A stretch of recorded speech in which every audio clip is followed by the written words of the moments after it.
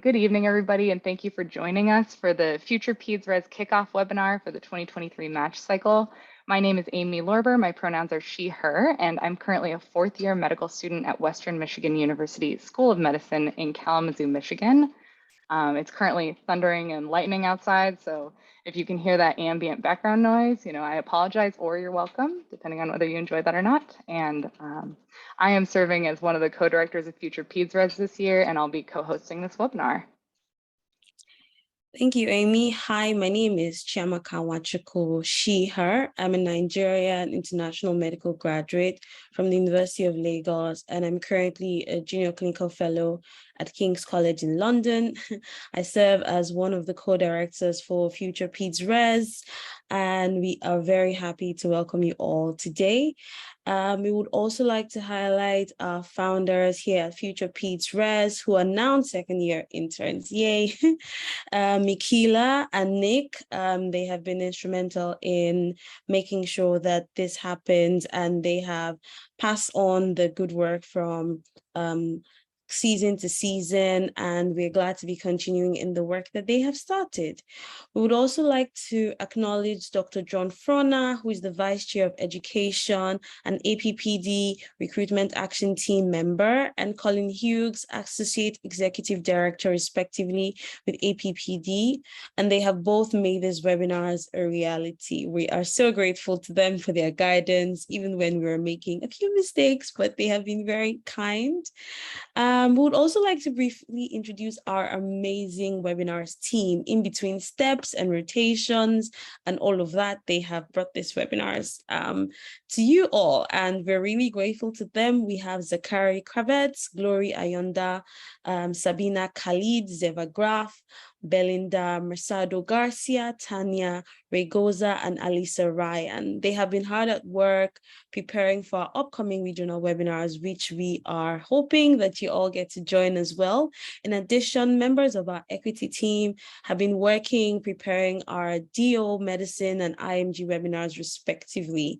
We'll also be we are excited to have you with us, and we hope that the information that we give to you today will leave you with some gems to hold on to. So now you did not come to hear me talk. I would like to introduce our amazing speakers and panelists. We're going to be starting with Dr. Patricia Poitevin and Dr. April Buchanan to provide a brief overview of this application season's interview and applications guidelines.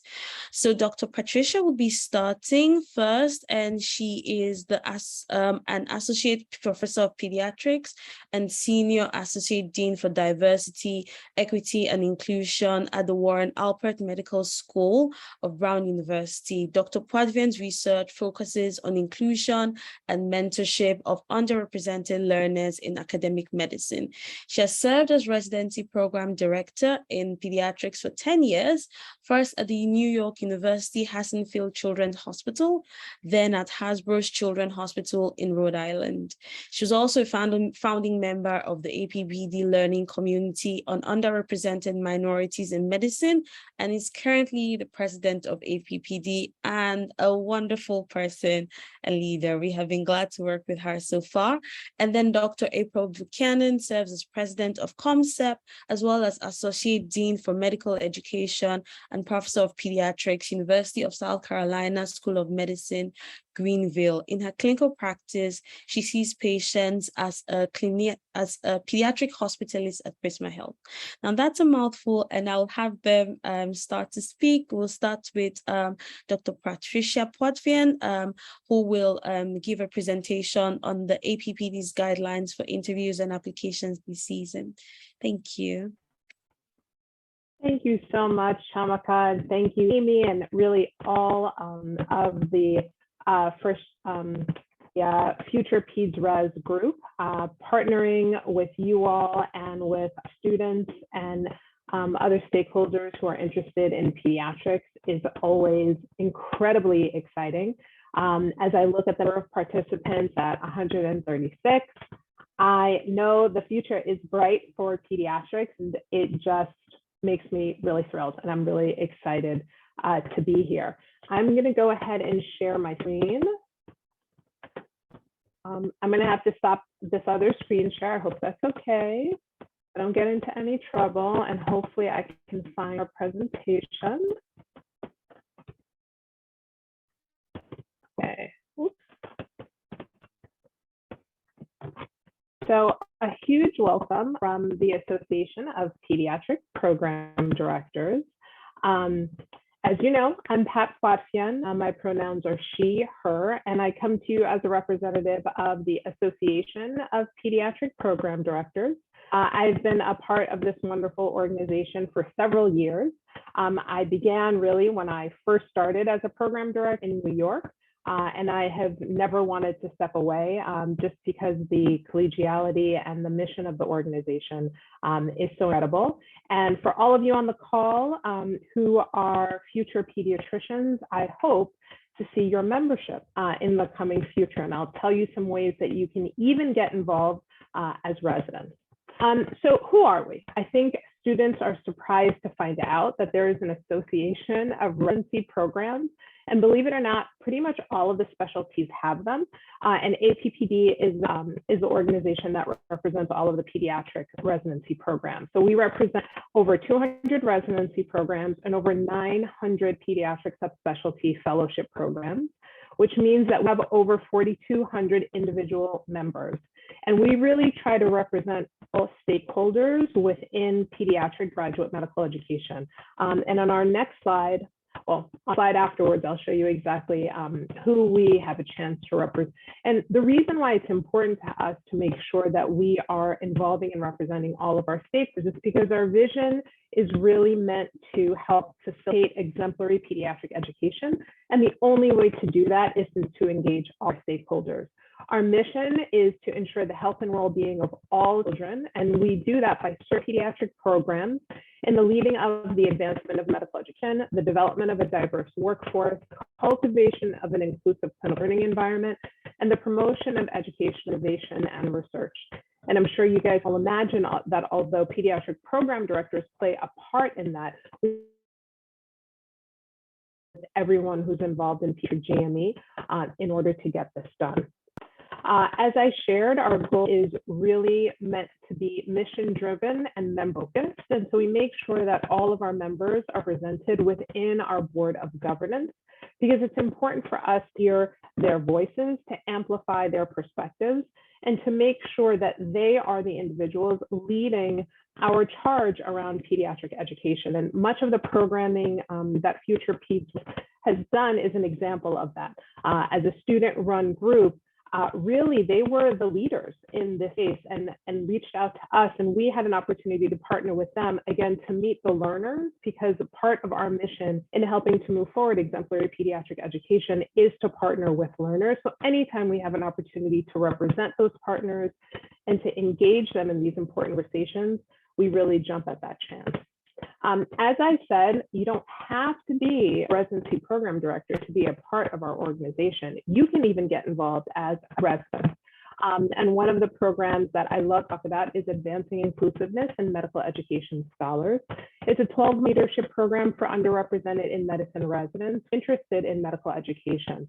And over the course of a year, they're engaged in a curriculum that teaches them about leadership, education, scholarship, and career development. And they are paired with an underrepresented in medicine mentor who specifically does their work in medical education. And this is meant to really help diversify the field of medical education, particularly within pediatric GME. We've had the opportunity to fund 16 scholars this year. These are all individuals who apply in program as second-year pediatric residents.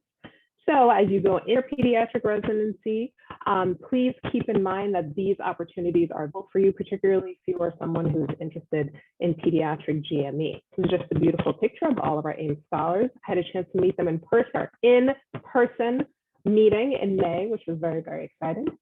And so I'm going to talk a little bit about one of the important issues that I know many of you on this call are interested in hearing about, is really what our recommendations are as an organization for programs and for applicants in this recruitment cycle. So the Resident Recruitment Action Team really began out of necessity. Once we decided 2 years ago now, or 2 years ago, that we were going to move to a virtual recruitment season, we knew right away that we had to think of some recommendations for our residency programs, but also for our learners, for our faculty members. And there were many groups that were thinking exactly along the same lines. And the groups are actually represented across the slide. You'll see all of their emblems throughout the slide. And what we did in March 2020 was to form 2 recruitment action teams. And these are meant to be teams of individual representatives across pediatric GME. Could help to inform decisions and recommendations that we would make for pediatric residency programs and pediatric applicants. We had 1 team for residency recruitment, 1 team fellowship recruitment, and as you can see, really born out of a fantastic collaboration with all of our incredible stakeholders, COMCEP, AMSPEDEC, the AAP section of pediatric trainees, FuturePedsRes, and Next Gen pediatricians, just to name a few. And the goal of the recruitment action team is really meant to optimize the recruitment process for both applicants and programs by helping applicants find programs that match their career goals and creating a fair and equitable application process for both applicants and programs.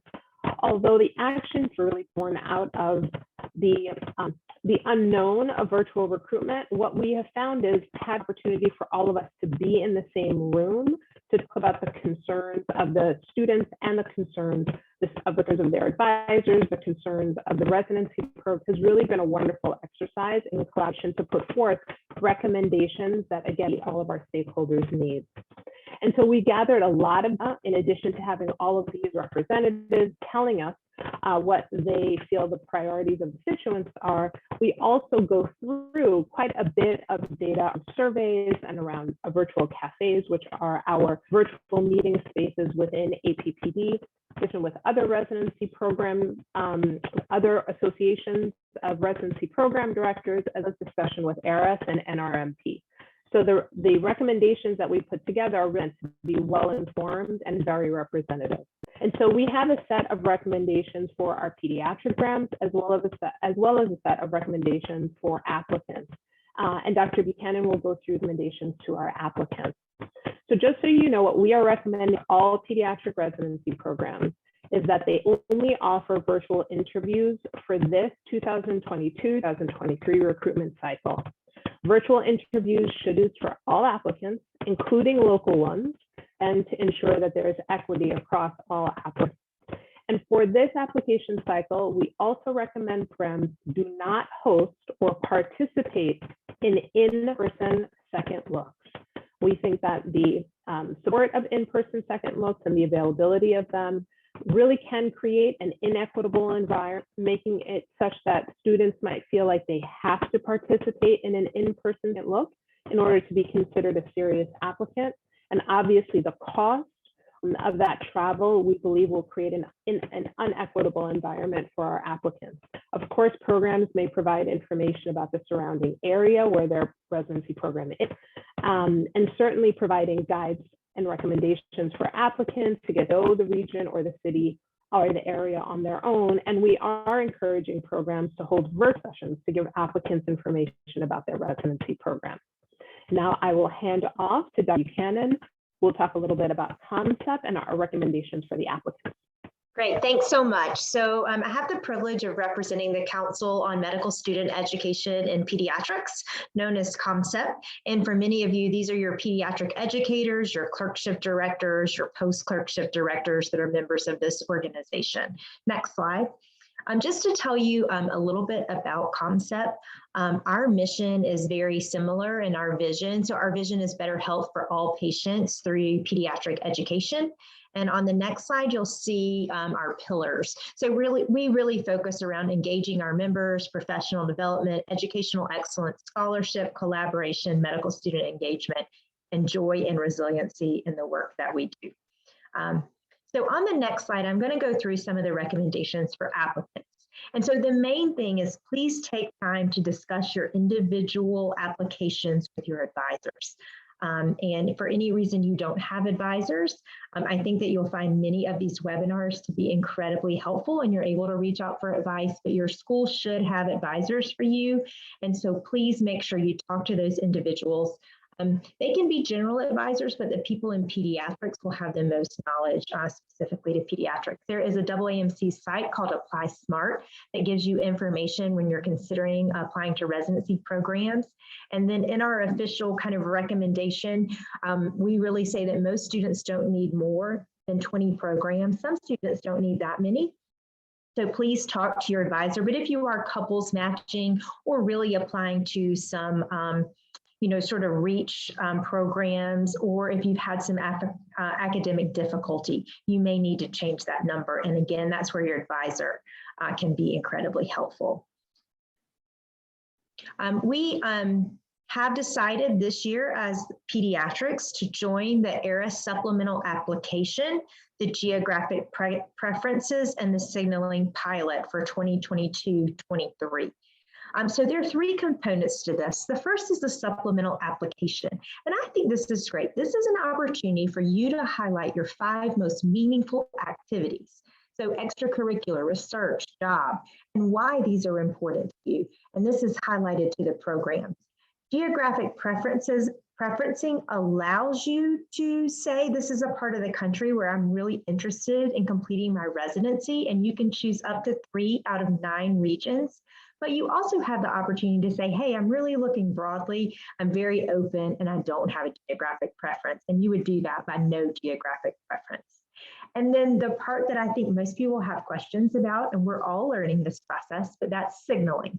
And that's where applicants are able to identify the top 5 programs where you'd like to interview. And the next slide has a little bit more about the signaling. And so one of the main things people asked last year is, should you signal your home program? Well, current across the board is you should, unless the program tells you specifically that it's not necessary. So please check with your home program. They may say you don't need to signal us. Use your 5 for other places, but that may not be true. So you do need to check with your home program. And again, if you do an away rotation, it doesn't mean they're still in your top 5 as you go to apply. And so please go ahead and let them know if your away rotation is one of your top 5 programs. A lot of people are asking about how to use signals, and there are some wonderful webinars out there that ERAS has put out, and that will be something your advisors can recommend. But it's a way to say, hey, please take a look at my application. I'm incredibly interested in your program. As far as interview offers, we hope that most of you on this call have more than you need. And so please let programs know if you won't be interviewing with them and you know that in advance, and definitely let them know 2 weeks ahead of time if you're canceling an interview. You know that if you are waiting to go a certain place, you'd very much appreciate another applicant canceling so that you can take that interview spot. And then the last slide that I have is really participate. AAMC and ERAS have specific webinars all about the supplemental application, the geographic preferencing, the signaling. The Future Peds group is going to have upcoming webinars with details. Please utilize your medical school and pediatric advisors. And you guide this. Yes, it's new, but we're all in this together. Programs are learning, advisors are learning, and medical students are learning, and we all want a successful match. And so we all have the same goal. But thank you for allowing both of us to represent APPD and ComCEP. Thank you so much, Dr. Potvin and Dr. Buchanan, for that welcome and introduction to the match season and all of that extremely valuable advice. I know that we all appreciate it and need it and are hanging on every word. Next, we'll be transitioning into the panel discussion for the night, and our panelists will be answering questions from the FuturePedsRes team, as well as questions from Twitter and from in the chat and Instagram, wherever you can find us. So as a reminder throughout the webinar, if you have a question to ask, you can tweet it, and you can use the hashtag FPRWebinar, which I just put in the chat, or you can just put it in the chat right here in the Zoom call, and we will keep an eye on that and be watching for those. So now we'll introduce the panelists, and our first panelist will be Dr. Timothy Lefebvre, who attended medical school at the Medical College of Wisconsin in Milwaukee. He completed his residency and chief residency in pediatrics at UPMC Children's Hospital of Pittsburgh. He joined the pediatric and adolescent group practice at West Virginia University in 2013 and is an associate professor of pediatrics in the West Virginia University School of Medicine. He served as Associate Program Director for the Pediatric Residency Program from 2015 to 2017 and has served as Program Director since 2017. That is Dr. Timothy Lefebvre. Our next presenter will be Dr. Joanna Lewis. She is the Program Director at Advocate Children's Hospital in Park Ridge, Illinois, where she has served in that role for 9 years. She attended undergrad at Emory University, where she majored in Spanish. Very cool. After some time off, she went to medical school at Chicago Medical School, where she met her husband and apparently lived through and survived the couples match. So there is hope. She did residency and chief residency at Children's Hospital of Pittsburgh UPMC as well, and before returning home to Chicago.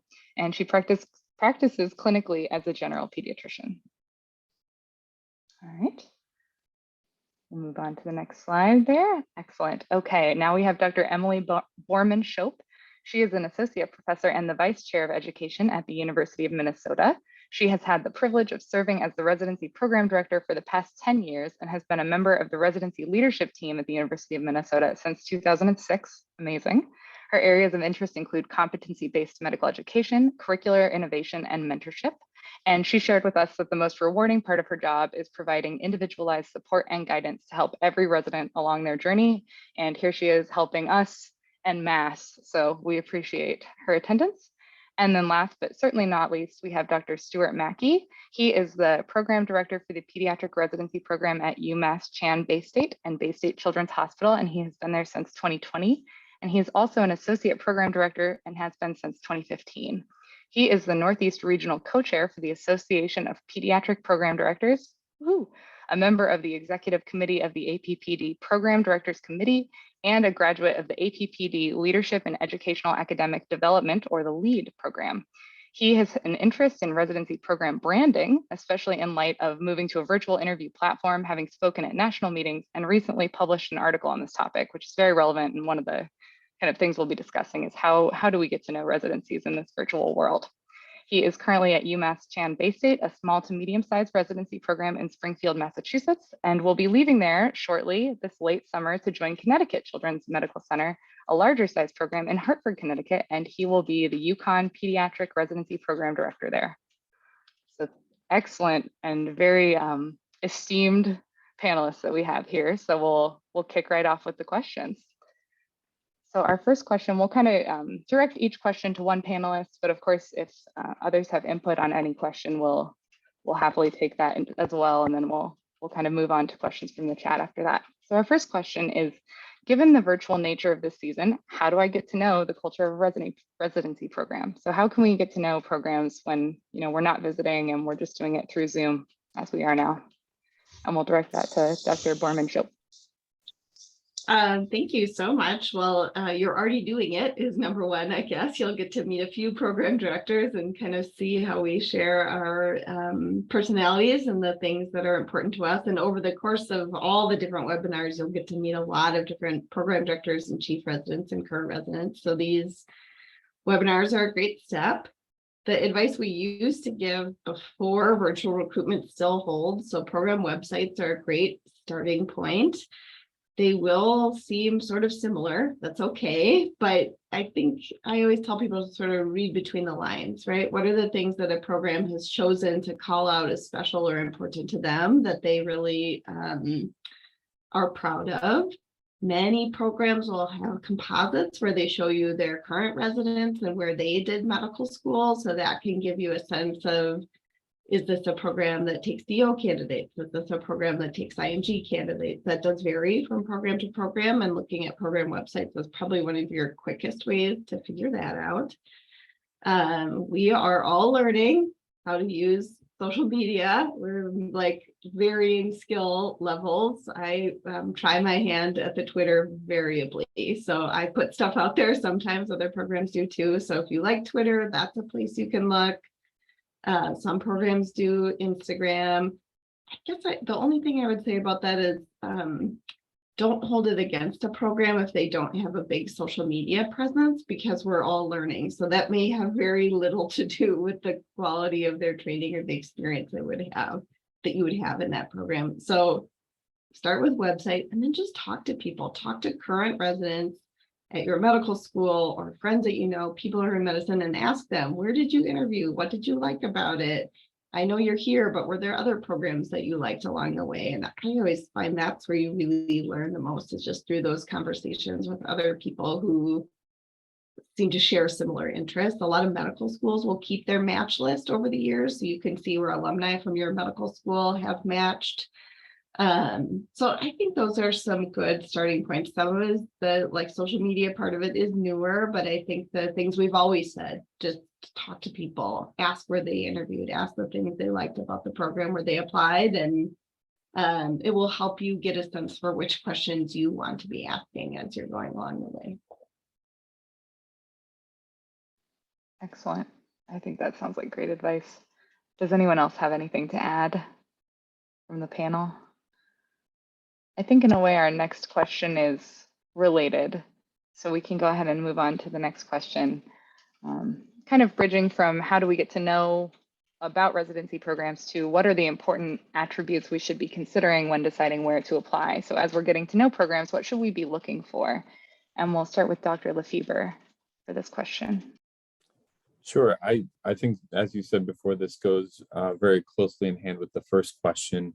One of the things I think for everyone is, how does a program fit with your supports in life, right? Whether it be location, family, friends, people that are in your spheres, in your circles, how does a program fit with that and what you want from life? And that could mean a lot towards balance with a family, balance with the other hobbies and interests you have in life. And therefore you want to be in a place that really facilitates you being able to do those things as you train, knowing it's going to be challenging, but also having those things that are important to you in life that also fit in with where you're going to residency. So super important stuff there. I do think that, and this goes with culture a lot, but the inclusive and connected environments of the program. So some people would say, I kind of have experienced this just as a personal note. I went to a very large residency program, and now I'm part of leadership for a very small residency program. And some of that, I can see the benefits and kind of the challenges of both sides. And I do think you have to look for personality fits too. These are hard to find before you interview, but knowing if you're one of those people who wants a close, really tight-knit group of people where you know exactly what the mission is and what's going on, and you're including all things, versus a much larger place, being one of kind of a huge organization and a large group of people where you feel like, hey, this is the pinnacle, this is the most I can be part of in terms of a training program, and you enjoy having the option of having 10 groups of friends or 10 options of the type of people you can spend time with. I think all those things are important, and it really has to fit who you are and your personality heavily as well. I think the other thing, again, scanning websites, looking at social media, and hearing from other people who have either looked at programs or maybe even are from the area and what their sense of it is, but also mentorship, right? What do you experience with the faculty there? Do they have an enormous faculty in a very small residency program? Is it resident driven versus APP driven, or is it very spread out in the community? There are multiple sites versus one kind of core site that you're going to be working at. All these things play factors into how you're going to live as a resident, how you're going to work as a resident, and the type of people you're going to encounter and work with on a day-to-day basis. So I think those are really important, and I guess things that need to fit with you and who you are. Residency programs and residency in general isn't going to change you. It's going to make you a great doctor, but it's not going to change your personality. It's not going to change the people and things that are important in your life.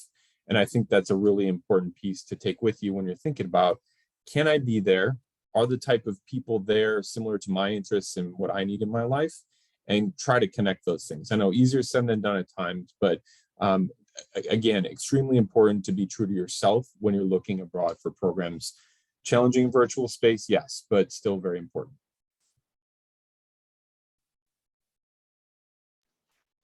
Excellent.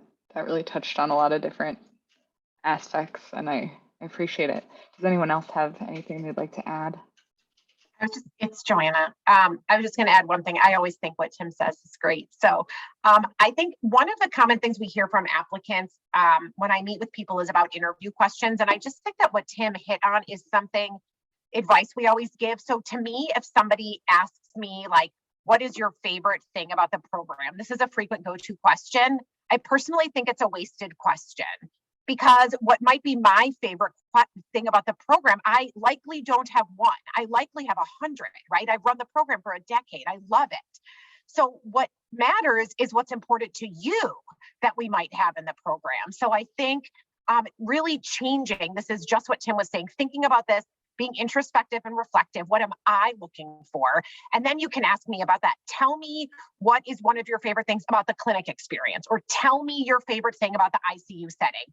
Tell me your favorite thing about the community. Those types of things can then answer the question for you, because I might talk about global health and that's of no interest to you. And then you don't actually know if I am able to speak to the thing that's important. So really taking this time, I know you think like we think as applicants a lot about showing ourselves off, right? Like, how do I put my best foot forward? But really thinking about what you want, because all that we want is to take the people that really want us and that we want as well.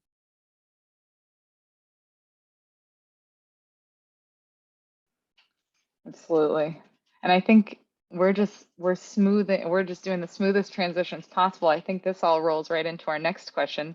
So it's kind of the, flipping that on its head and getting to a little bit about what you were saying and finding that match between applicant and program, doing some introspection, finding yourself. How can we communicate that, and what are some things we can consider as we start to write personal statements and start to present ourselves to you? And then I'll add just some of the questions that have been coming up in the chat already about what if I have a geographic preference, how can I communicate that? What if I've had a major life event and I, delayed application to residency for a year because of a family change or something major in my life? How can we think about all of that and how we present that to you, especially with the personal statement? So we all read a lot of personal statements, and we love to read them because what we want to know is to figure out, like, what's that special thing about you? So I think a lot of those things you already hit on, Amy, are really important. If you have a story to tell, this is your chance to tell your story. We all know that you love children. And that you enjoy working with children, right? This is a fact. And so having some statement about why you choose pediatrics is important, but using this as your ability to tell a story. So if you can relate that to some formative experience you had, whether that was with patients, whether that was in your life, that helps us to get to know you. If you have, this is the time where, if you, for example, for me, like, I really want to be in Chicago and I have this reason why. This is a wonderful way to say that. Emily put in the chat, but you can send different personal statements to different places. I would not write 25 different personal statements. You don't need to do that. But if you do have some regional differences that you want to talk about, if you have what some people would term as the red flag or something different on your application, this is an opportunity to explain that, to show us how you have grown. We all find people to be very interesting that have walked a different path. So I would not think of that as a bad thing, but I would take the opportunity to tell your story. Some people write things really specific about the program I've seen in some personal statements. I don't know that that is an essential component, but we just want to know you, and we want to know your connection, that you're connected to lifelong learning, that you are connected within pediatrics to advocacy, that you are thinking about taking care of diverse pathologies and diverse types of patients, and that those are really the things that we want to see in your personal statement. My other piece of advice is that you never submit a personal statement that someone outside of medicine has not read.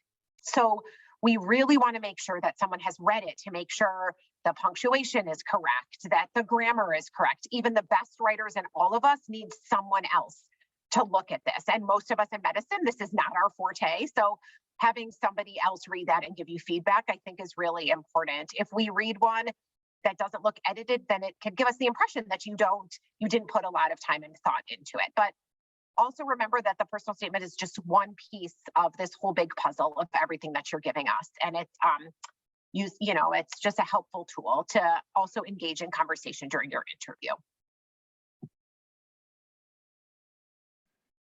Thank you so much. I'm sure there might be other thoughts on this because I feel like this is a really big question. And I'll just add one follow-up that sort of came through from the chat, which is, are there certain things we should avoid? Is there anything that stands out in a personal statement in a bad way? I used to say this thing to all of our students, which I think was not helpful. So I'm not going to say it this year, but I would just say, like, don't be weird. Like, don't do a one-act play on one page. Don't write a poem. Like, that's wonderful if you have that level of creativity. But as Johanna says, like, we just want a story that makes sense. I want you to call up a longtime friend and say, I love pediatrics because I love seeing a kid who's sick one day and running down the hall the next. I love comforting a parent in a time of need. I love the chance to shape someone's life for years to come. Like, it should just make sense. Like, oh yes, clearly this person enjoys working with children and hopes to do it for a long time. So don't make it too complicated for yourself. Just like, call up your neighbor, call up your aunt, tell them why you love pediatrics, and then like make the transcript of that phone call, and you'll have a good starting point, at least for our program. That's what we're looking for. We just want to understand the story of why you love pediatrics. Quotes are okay, but probably just avoid them. The typical formula is like touching patient story. Here's why I love peds. Here's why I'll be good at it. Refer back to touching patient story, and you're done. So have somebody proofread it, think about it, but don't get so stressed out about it. That's the advice that I often give. And I think if you have something, like you mentioned, Amy, if you took time off, if you had trouble with tests or extended medical school, it should not encompass your entire personal statement. But having something that sheds light on it is helpful, because we do usually want to know that. And actually, if you tell us that, then we're more likely to say, this is great. This person has told us this story. We don't have to guess. We don't have to wonder what's going on. But I would not have it take up your whole personal statement. Totally agree. And don't lead with it. If you had an academic hiccup, it does not define you.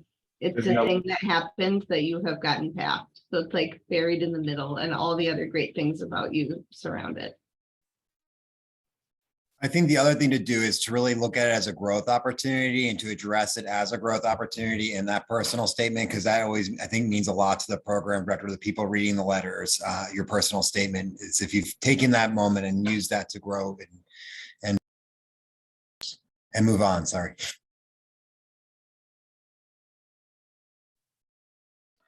Perfect. Thank you so much.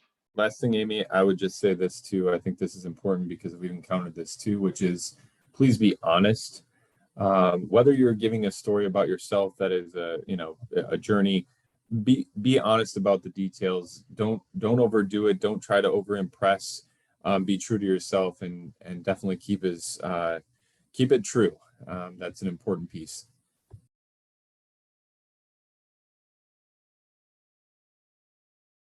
I definitely like that reminder. I think hopefully we're keeping that forefront of mind in most of our actions, but it's always good to remember as we try to look our very best. Okay, let's jump to question 4. Sort of in a similar vein, a different way that we present ourselves to you through letters of recommendations.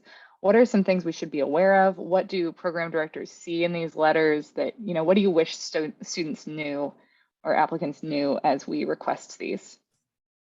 We'll start with Dr. Mackey. Yeah, so I think this is a great question. I think that letters of recommendation when you're a medical student feel very different than any letter of recommendation you've ever written before, because the people you've asked before have been people you've known for a full course. You've known them for a very longitudinal period. And so I think a lot of us feel a little weird about being like, I did peds for a month and now I'm asking this guy to write me a letter of recommendation, and it's going to dictate where I do residency, and it feels like this big deal. I think the first thing is to demystify that a little bit. We've all been there. We've all had letters of recommendation after only knowing people for maybe 2 weeks or a month. And so it's going to be okay. These people who are writing these letters are used to writing it in this way. I think a couple of things to know is it's best to ask right after the rotation. So don't wait 3 months and be like, oh, I should ask a letter, because the reality is that people have a lot of learners coming through, and they may not remember you as well 3 months later as they remembered you right after the rotation. So thinking about asking that letter shortly after, I think, can be really important. Give them adequate notice. So, you guys have a lot going on. People who are writing letters have a lot going on. So don't ask them with 2 or 3 weeks before the deadline, to write the letter. You probably aren't going to get as favorable a response from the person who's being asked. So if you can give them at least a couple months, I think that's usually what we would prefer to have. We realize things happen sometimes, and you may have just done a rotation in August, and then you're like, oh, this was such a great rotation, I want to ask this person to write a letter. We get that, and that's okay, but try and give people some time, because they have probably a lot of things that you're doing. And you want to make sure they can write you a strong letter. You may not know them as well as you've known people in the past who've written your letters, but you want to make sure that they can comment on your history, taking your exam skills. They've seen you do some diagnostic reasoning and management. You want them to be able to comment on things like taking initiative, flexibility. Those type of things are the things that you want to be like, oh, I stayed late a bunch of days. They kind of noticed that I was late. That might be a good person to ask for a letter, because they see that I'm willing to put in extra effort and work into it. The other thing I would advise you to do, and I don't know if the other panelists have a different view of opinion, because a lot of this is my opinion, and there's no right or wrong to a lot of this, but I would recommend you ask them, would you be willing to write me a strong letter? Because what you don't want is a lukewarm. You don't want someone who's going to write you coded words in your letter. That's what we can see sometimes, is that they'll say, oh, showed a lot of improvement in their 4th year sub-I just before they're applying. That can raise some flags to people. It's good if they got to where they needed to be, but people can interpret that differently. And so you want to have them say that they'll write you a strong letter, and that gives them an out if they don't feel comfortable writing you a letter. The other thing I would advise is giving them a due date. Again, we have a lot of stuff going on. So if you can give them a date that you want it in by, that can be very helpful. I would suggest it not be any later than September 28th, because that's when programs can start reviewing the applications. And so you want those all in before that, ideally well before that. So I would use like September 15th probably as my number, to give them a little bit of time. So in case they didn't, you still have a little more time. The other thing I would recommend is that you send them your CV and your personal statement with a request that allows them to kind of fine tune it to you a little bit better and give a little bit more about you if they want to. A good letter writer won't restate your whole CV or your personal statement, but they will use little bits of it to let them know who you are and kind of help kind of formulate, as I think of it, it's kind of your brand, who you are and what you're all about. And then I would also recommend that you ask at least one pediatric person to write a letter of recommendation. I actually see it as a red flag if they have no pediatric people writing a letter of recommendation. That's my personal viewpoint. I don't know if the other panelists feel the same way, but you should have somebody, and it's nice to have somebody from the inpatient, just because a lot of what you do as a pediatric resident is inpatient medicine. Those oftentimes are where you're having to multitask and do a lot of the skills that we think of as being important for residency. And so I like it when they have one from the wards or from the ICU or from a NICU sub-I, somewhere where they were kind of pushed and tested. And that's actually at an academic institution. I think that's one thing that helps me a little bit. If it's a community pediatrician, it's not bad, that's great. And if you're going to community pediatrics, I'm not saying they're not worthwhile to have, but if they're at an academic institution, they're used to seeing medical students come through. They have a little bit more of a gestalt. They're not once every 6 years having a med student come through. And so it gives a little more. The other thing I would warn is that it's not about the name who signs the letter. So, if it's a big name in pediatrics, I'm like, oh, great. But if it's very not personal and it seems very standard and it's not anything about you as a person, I'd much rather have somebody who I don't know who they are, but they can really comment about who you are, where you're coming from, how you did clinically. So I personally, and maybe other people feel otherwise, but I personally feel like I think it's better to get someone who really knows you as opposed to someone who maybe has a big name in the world of pediatrics. Excellent. Very comprehensive. And I think touched on some of the questions that are coming in through the chat. I think there's a lot of questions and concerns students have about these. So I'll just open it up. Some of the things that people were asking were following up a bit more. who are good people to have. You mentioned a little bit outpatient versus inpatient. How old can a letter be? How do we get those updated? So I know that people have been responding in the chat, but I'll just open it to our panelists if they want to follow up on any of that. I would just say, I think we all agree that, you know, you need at least one PEDS letter. That's really concerning to me if somebody doesn't. I put in the chat, but I also think it's helpful to have some letter from your 4th year of medical school because we need to see your growth over time. Another thing people ask me about is they get worried if their letters are not there, should they wait to submit their application? And the answer to that is no. You know, like if you're doing, let's say, an inpatient sub-I for like September 15th to October 15th, if you get a letter from that, if that you have an inpatient experience later, then still you can ask them for a letter if you have room and you can submit that for an extra letter. That also gives you an opportunity, I think, for sort of another touch point with a program. So let's say that there are some programs you haven't gotten an interview from yet that you're really interested. That's like a really easy way to sort of like tickle their mind and remind them that you exist by sending an email to the coordinator and saying, I want to let you know I uploaded a letter from my sub-I. I'd love if you could review that. And then if you haven't heard from them, it's an opportunity. But some sort of letter from your 4th year is really very helpful.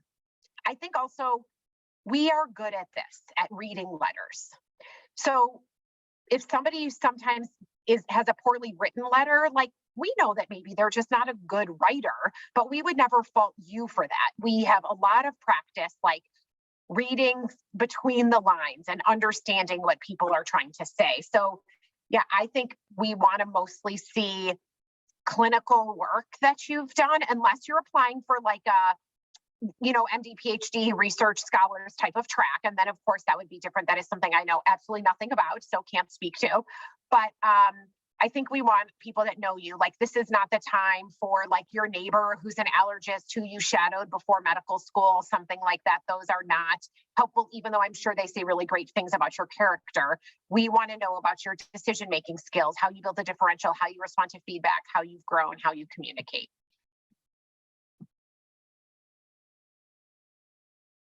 I'll just add, there was the question about the researcher or a mentor, or a lot of our students ask about their small group leaders in the first 2 years of medical school writing letters. If they know you really well and they've continued to see you and worked with you clinically, those can be some of the best letters. If they're still writing about the first 2 years, not as much. And then I would say if you do include one of those or a research, I would make that an extra letter and not one of the primary 3.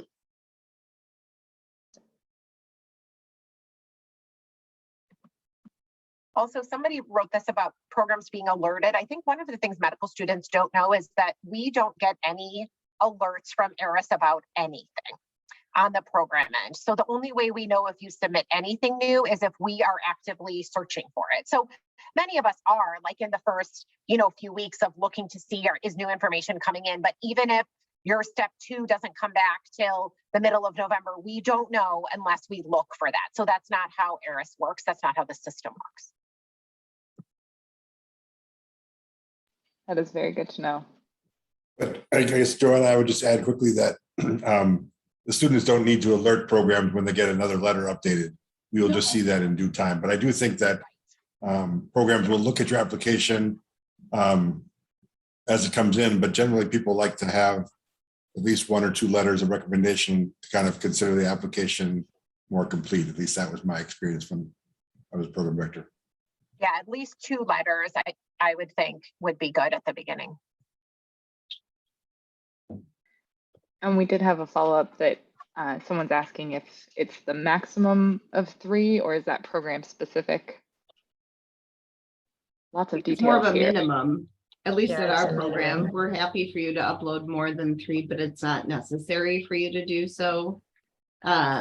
Department chair letters are like a whole topic that we could I've been trying to eradicate them, trying so hard, find like the 10 programs that ask for it. I think they can be good. I describe them to our students as like a MSPE that's only about your PEDS experience. So it can be a helpful summary. I use them for our students at the U of M as like a chance if you have a NICU sub-I coming up, but it's not going to show up anywhere on your MSPE. You can ask your chair letter writer to like give a sneak preview of some of the other things that are going to be coming up that will help you build your skills. So I think if you have a chair letter, yeah, by all means, upload it, but don't feel like you need to get one if you aren't applying to any programs who require one.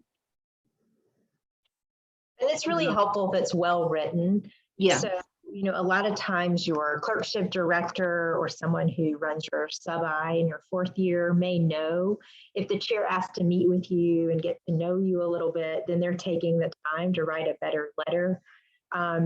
And so really finding out, you know, is that a multi-author letter so that the clerkship director or sub-I director are giving information to the chair versus a really generic chair letter is not helpful, right? That's just written to say it's from the chair. And you can't see the letter, but you can get a sense of, you know, what information is being asked of you, who's involved in that. You can find out a little bit more usually about a department letter by asking the pediatric advisors. I thought that on ERIS, I don't know, April, you might know this more, but I don't think you can put more than 4 letters. I think Right. the limit is 4, a minimum, usually a minimum of 3 and a maximum of 4. Right. And people were asking earlier about, you know, specific personal statements, which I really don't recommend unless there is a reason that you need to write that extra personal statement, and then you only want to upload it to the place, or if it's about a city, to those places, and make sure you upload the correct one. There's more room for error if you do that, but you can upload specific letters. So if you happen to, if you really want to go to program X and your pediatric hospitalist or your community preceptor, whoever trained at that program, and you really want a letter from them for that program, you can do that as your 4th letter. But again, that's usually not necessary. It's better to get the people that know you the best. But that's the only time that you would specifically assign usually certain letters to certain places.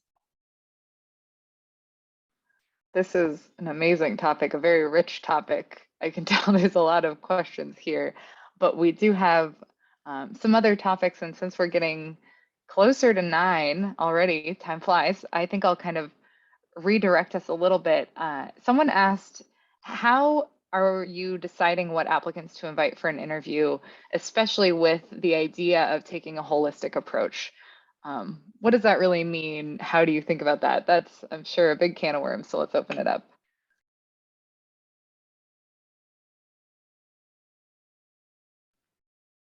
I'll just start with Dr. Borman-Schultz, and then we can go around.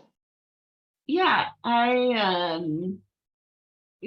that's something we've been thinking a lot about in our program for a long time, and it is a little tricky to figure out what programs are looking at. Like I will say, at our program, I do not care. Our faculty do not care what your USMLE score is. I was thrilled when step 1 went to pass fail. So for our program, don't worry about that as a part of your application, but different programs have different things. Our program has really strong global health, so we often look for people who've had global health experiences. So we're trying to look for things that make sense, right? Why might this person really be interested in our program? How would they contribute? How would they thrive? So we try to think about the things that we know are strengths of our program that the student has shown that they have an interest in as well. So I think that helps. Certainly, if it's a school where we've had applicants before, we understand their training better. So that kind of helps us to know how someone might do in our program, but we just look at the whole thing, and it takes a long time. So we have a big team of people that look at everything and comment on strengths and things that really are intriguing to them. And we're all learning this together. I think the signaling and the geographic stuff is, I don't know what it will be like, to be honest. I think, you know, some of us are Midwestern programs, some of us are East Coast programs. I think sometimes people want to stay in the same region of the country. Sometimes they're ready for an adventure. And it's been hard for us to tell that in the past. I think that will help you guys as applicants to be able to like give us more information to help us understand why our program might be a good fit for you. Perfect. And I'll just kind of move through the presenters that I see in the order I see them and add in an additional sort of 2 additional questions within that. So Dr. Lewis, two of the other things that people have asked about, how within this holistic review, how are sub-internships viewed? How important are they? And then this is totally, two unrelated things, but how are international medical graduates evaluated, and how does that factor into this? So I'll just throw those two things out there for further food for the conversation. Well, I can't highlight enough what Dr. Forna put in the chat, which is we would really prefer not to have over 1,000 applications to review. So part of that is like really thinking about what April, what Dr. Buchanan said at the beginning, is like thinking about what is your right fit, think about what are the best places, talk to people and get advice. I think that helps. In terms of sub-internships, I think different people define those in different ways. I think that if you're talking about like a typical inpatient unit pediatric sub-internship, I will tell you for my program, you do not need to have had that. What we want is for you to have had some experience in pediatrics, but I don't believe that medical school should be teaching you all of the pediatrics, right? Just like we think that pediatric residency is different than fellowship, medical school is different than residency. So you want to have had as broad of an experience as you can, and experiences with people that can tell us about how you worked in different settings. So like Dr. Mackey said, some sort of more intense experience in your fourth year, whether that's in an ICU, an inpatient setting. It can also be an intense outpatient experience, in my opinion, but someone that can show that you have made progress from third year to fourth year and that you will be ready to start intern year is helpful. I think a sub-I is actually most helpful for you to feel really good about starting residency. So if you do your sub-I in March, it still gives you all these tools to help you. And we all know that you can't, not everybody can get a sub-I in September, October, November, right? I mean, your schools don't all allow that. There's not enough opportunities out there for everyone. So I think we're really cognizant of all of that. We do try to read a lot. And I think I'll pass on to someone else the international medical grad question. So I'm not the one talking, but we all have sort of different thoughts about that too. Next in line is Dr. Mackey, so I'll toss it to you. Sure. Can you just repeat the question about the IMG portion? Really the question that came in was just how are pediatric programs looking at IMGs? And I think in this context, it would be, how does that play into this holistic evaluation? And maybe even these other pieces of the application, we have the letters of recommendation possibly coming from, international providers. How does all of that factor in? So we look at them very similarly as we look at everyone else. I think that, going back to the kind of holistic review, I think that's something a lot of us have kind of been a little challenged with when you get so many applications of how do you really do this?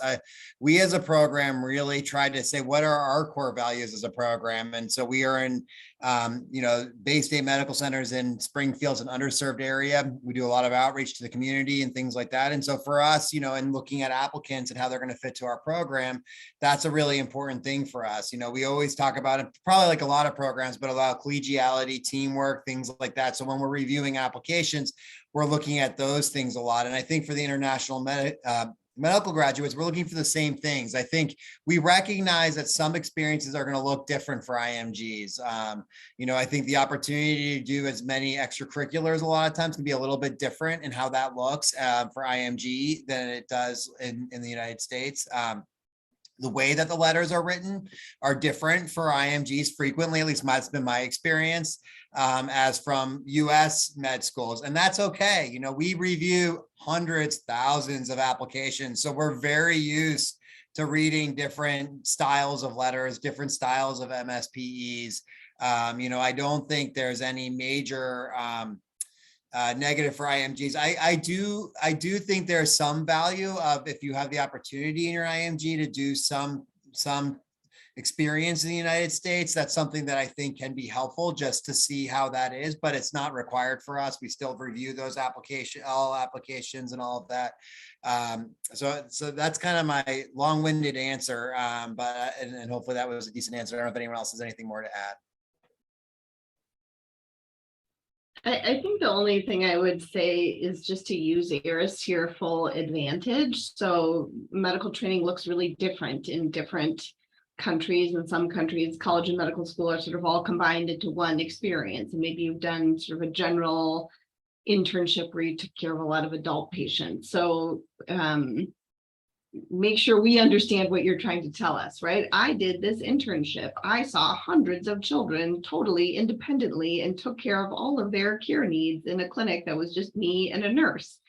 It's really helpful, but we might not understand that because we don't know your path. So really like spell it out for us about all the different steps of your training. And then I put in the chat earlier, but I think that's where your letter writers can help you also to really explain, you know, this is the hospital in Jordan. This is how many patients we see. This is what our, you know, we get United States centric. So you have to help us like break out of that by describing the experiences that you've had and encouraging your letter writers to do the same. That's a really great point. I appreciate it. I know we're kind of cruising past 9 p.m. here, and I want to kind of bring things to a close. Dr. Lefebvre, do you have any final thoughts for us or wisdom just as we go into this? You know, we're right at the beginning of this process. Yeah, I think to so many of the points already mentioned, the holistic review, I think is one of the things that people are writing a lot in the chat about is their personal experience with children. And expressing that in the best way you can through your application, I think is important, meaning you've worked with kids before, you have an interest in that, even outside of medicine, coaching, being a nanny, working with kids with special needs. All those things to us are like, okay, you know, you have a pretty good idea of what you're getting into. And now in medical school, you've affirmed that. And that's important for us to know too. That doesn't mean that anybody who's like, hey, in my third year, I decided to be a pediatrician. That's good too. Just explain how that happened to you. And I think those types of things play into the holistic review a lot. You know, I guess the other piece of that is completion early. When we look at applications and get them, get as much of it done as you possibly can. You know, the letters are less in your control, but when our first pass is usually going to be your best glance and saying, this person fits the criteria, that they have all the pieces, because you can't do a holistic review on an incomplete application. So the more you have there already waiting for us, the better off you are for us to get that view and say, well, I don't need to review that 2 weeks later when I'm running out of interview spots. And now we're kind of on the bubble of, okay, do I have enough spots left to ask people? So I think those things play in really well in terms of thinking about the holistic review, how we try to do that, and being prompt with your materials and explaining to us how you got the peds. Amazing. Absolutely. Okay, well, thank you so much. Oh yeah, please. One more thing. Yeah. I wanted to just talk a little bit. Somebody had mentioned something about letters of intent. I just wanted to talk a little bit about post-interview communication. So when you interview at my program, like you interview at many programs, I tell people, like, I will not initiate any post-interview communication with you. And I tell everyone because I don't want like Tim to think that I'm emailing Stu, but not emailing him, right? I'm just emailing no one. And that's really the recommendation of APPD. And you should not feel that you need to follow up with us either, unless you have a specific question that you need answered. And the majority of the time, if it's about like resident life, those are great questions for chief residents or other people you've met along the way.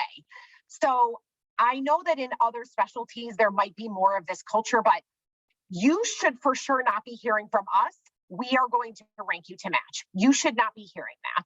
And personally, I don't need to hear that from you. I know that you interviewed, you gave me everything that you got on your interview day.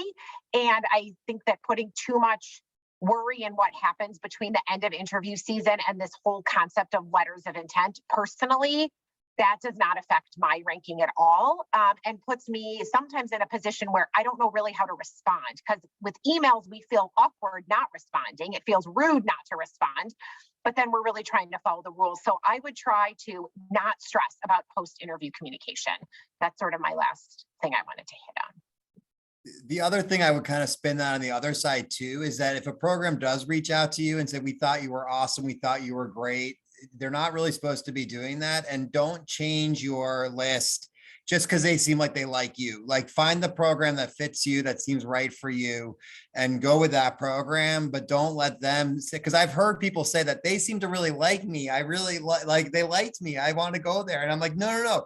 Go there because it's the right program. It's the right fit for you. It's the right place for you to thrive as a pediatrician and to learn, pediatrics.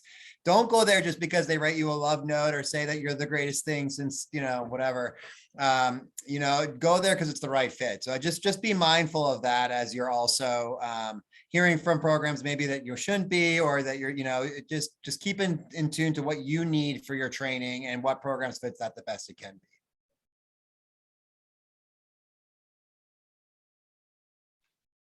This is all such great advice. I almost don't want to. I was bringing us to a close, and now it's just so much valuable information for us. So I really appreciate it. I'll leave another awkward silence just in case there's any last gems. I will say, welcome to pediatrics. It's the best field of medicine. And yeah, just don't worry too much about it. We're like really friendly, kind people who are ready to welcome you into our various programs. And there are so many good programs with awesome people, like all my buddies on the call who've been friends at APPD for many years. So you're going to be in great shape. Give yourself permission to have a little fun and enjoy it and get excited about a future taking care of kids and their families, because it's a great line of work. Thank you all so much. I can feel in the interactions I've had and that FuturePedsRes has had with the group of program directors, I can feel the love that you guys have for us as students and us as future residents. So I hope everyone here can feel that, and I'm sure that they can. So just thank you so much for taking the time to join us today. Absolutely invaluable. And thank you so much to everyone who's here and who's provided such great questions. I'm going to put a link in the chat. This is from the FuturePedsRes group. We are looking for feedback and for your thoughts and what everyone is thinking about as you go through this process, and what more you want to hear from us and from program directors and from residents. So if you have a moment, please fill out the survey, and that'll really help us target future information and future events. And yeah, we just once again want to thank everyone for joining and hope that you got something useful out of today's kickoff event. As application and interview season gets into full swing, we will remind you that we have a bunch of super exciting events coming up. You can see them here on the screen. This week, we'll have a DO focused event this Thursday. So that'll be June 16th. And then we'll also have an international medical graduate focused webinar in 2 weeks on Monday, June 27th. And then we'll have a whole bunch of amazing regional webinars where we'll get all applicants will get a little bit more face time with regional programs, and that'll be throughout the summer months. So you can register by visiting our website at futurepedsres.com, clicking on webinar series, registration, blah, blah, blah. You need to only register once, and then you'll get updates for all of these events and anything that you're interested in. So yeah, so follow us on all the platforms. You kind of know where they are. I'm not even gonna repeat them here, but once again, thank you everybody, and thank you so much to our panelists. And with that, we wish everyone a great remainder of the evening, and we look forward to seeing you guys at the upcoming webinars. Thanks again, everyone.